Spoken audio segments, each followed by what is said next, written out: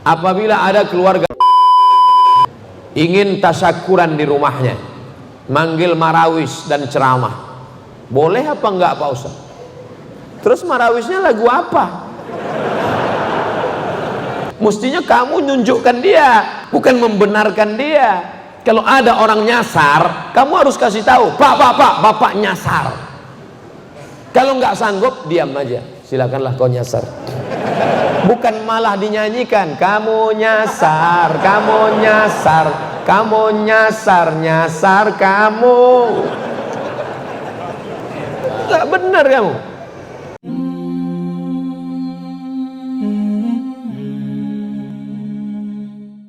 Assalamualaikum Pak Ustaz, saya mau bertanya. Saya seorang perempuan yang sudah menikah, tapi saya menikah karena menuruti kehendak orang tua saya.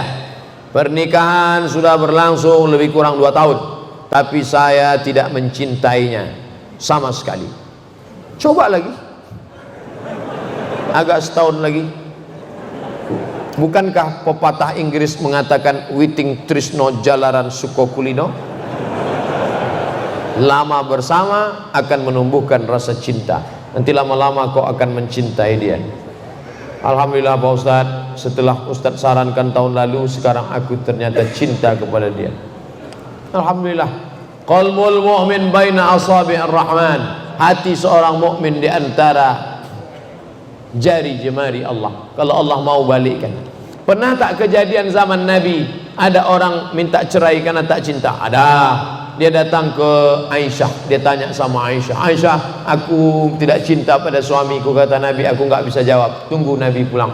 Setelah Nabi pulang, lalu dia cerita, ya Rasulullah, zawwajani abi liyarfa khasisataha.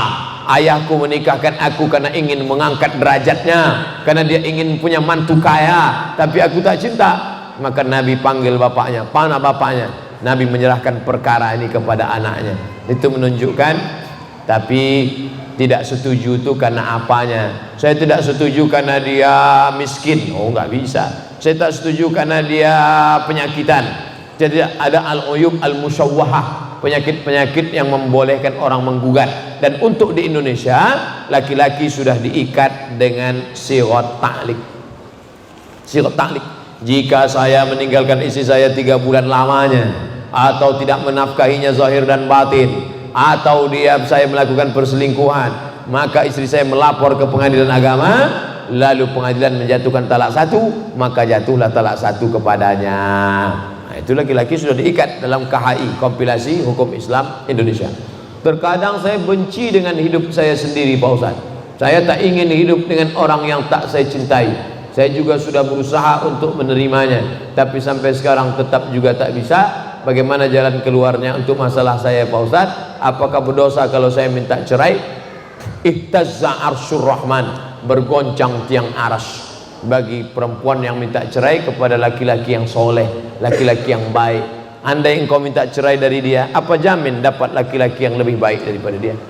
Apalagi laki-laki zaman sekarang, dia sholat, dia puasa, dia rajin berzikir, dia sholat ke masjid, ikut pengajian, orangnya baik. Apa yakin kamu akan dapat macam dia? Mau cari siapa lagi? Mau cari primus? Udah nikah. Nggak mengharapkan saya udah nikah. Nih, maka bersihkan hati, jangan-jangan kamu kena santet, ruqyah, baca doa sebelum tidur malam. Qul huwallah, Al-Fatihah 1 kali, pangkal Al-Baqarah 5 ayat, surat ayat kursi, ujung Al-Baqarah, lillahi ma fis samawati wa ma fil ard, qul huwallah 3 kali, qul a'udzu falaq sekali, qul a'udzu binnas sekali. Baca, tiupkan ke air, diminum. Baca, tiupkan ke tangan, usap ke wajah. Nah, ini minta kepada Allah. Boleh jadi, mana tahu ada santet, ada sihir, guna-guna dan lain sebagainya.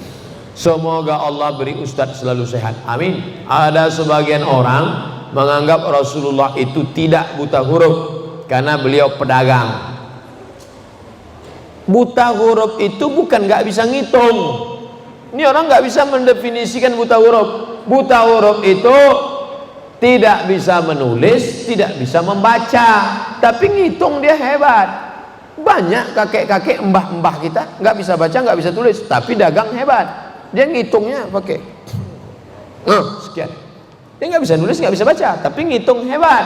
Dan Nabi Muhammad itu nggak bisa nulis, nggak bisa baca, bukan kerendahan, bukan kehinaan, justru itu mukjizat. Karena kalau dia bisa tulis, dia bisa baca, orang akan katakan, dia bisa tulis, bisa baca kan karena belajar dari orang Romawi, dia belajar dari orang Yunani. Tapi ini mukjizat, dengan tidak bisa menulis, tidak bisa membacanya, maka dia itu wama yantiqu anil hawa, dia tidak bicara mengikut hawa nafsunya. Nabi Muhammad tidak bisa tulis, tidak baca, yang ngomong bukan Ustadz, Allah. Mana ayatnya? Walladzi ba'atsa fil ummiyina, dia yang sudah mengutus kepada orang-orang ummi, buta huruf, tak bisa tulis, tak bisa baca, rasulan minhum, seorang rasul minhum, dari jenis mereka. Dia tak bisa tulis, tak bisa baca, tapi bukan kehinaan bagi dia, bukan naqs, bukan ajiz, tapi justru kesempurnaan, mukjizat yang luar biasa. Banyak orang tak bisa baca tapi bisa hafal Quran. Imam Syafi'i belum bisa baca tapi hafal Quran, karena Al-Quran bukan tulisan.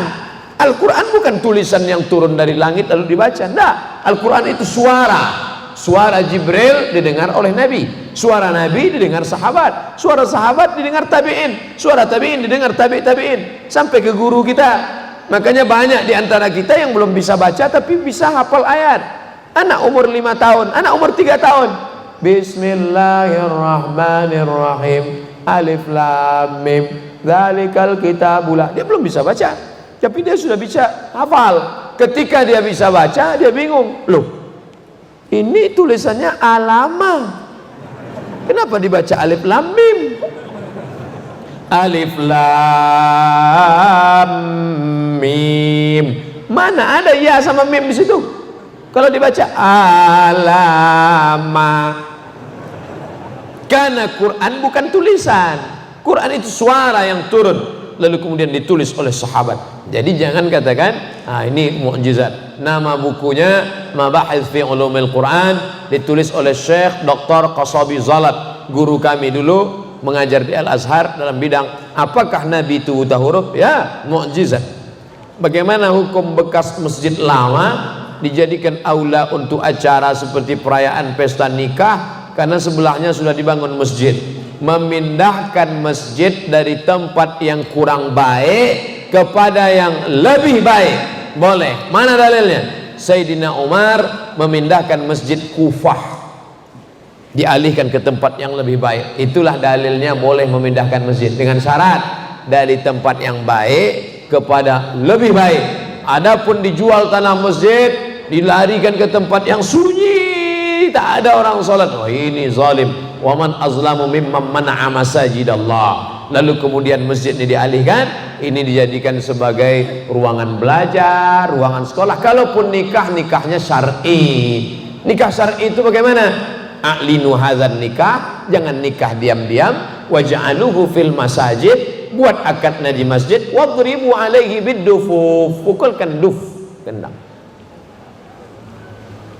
Lagu religi. Oke, ini bekas masjid, dibuat acara pernikahan, lagunya keong racun kucing garong. Lagu religi, musik religi yang kira-kira ketika didengar membangkitkan semangat dia.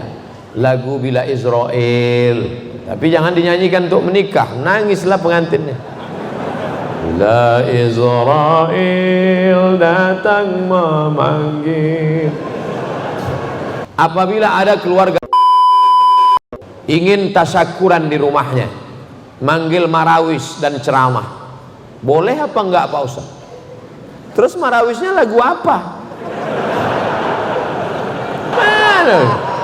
Gimana marawis? Tasyakur syakara, lain syakartum, bersyukurnya kemana? Kepada Allah. Dia syukur kemana? Ya enggak bisa. Man ra'a minkum mungkaran, kalau kamu lihat kemungkaran, falyughayyirhu biyadihi, rubah dengan tangan. Adakah kemungkaran yang lebih mungkar mengatakan Allah beristri dan beranak? Qamar mungkar, zina mungkar, tapi ada yang lebih mungkar lagi apa? laqad kafara alladzina qalu innallaha salisu salasa, mengatakan Allah 3 dalam 1, 1 dalam 3. Mestinya kamu nunjukkan dia, ini kamu ini salah, bukan membenarkan dia. Kalau ada orang nyasar, kamu harus kasih tahu, bapak nyasar. Kalau nggak sanggup, diam aja, silakanlah kau nyasar.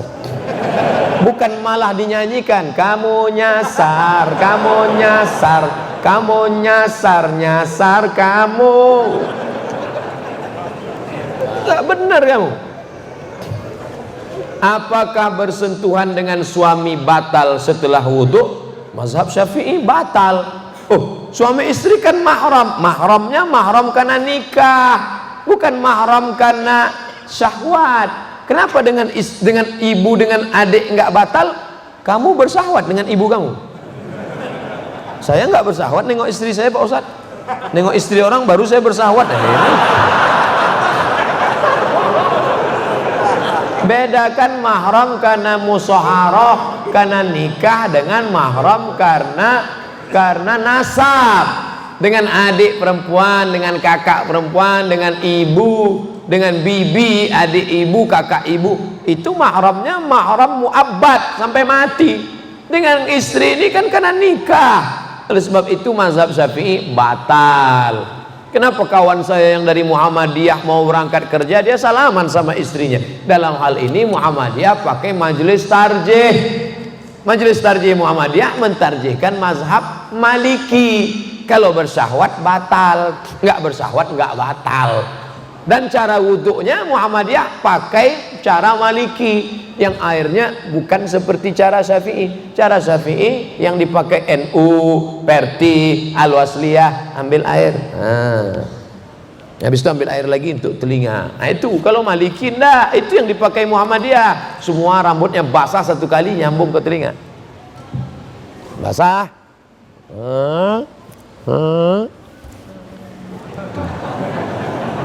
Satu kali. Cara wudhunya cara wudhu Maliki, batalnya juga cara batal Maliki. Itu yang dipakai Muhammadiyah. Saya tetap pakai mazhab Syafi'i, tapi saya nggak menyalahkan kawan saya yang pakai mazhab Maliki.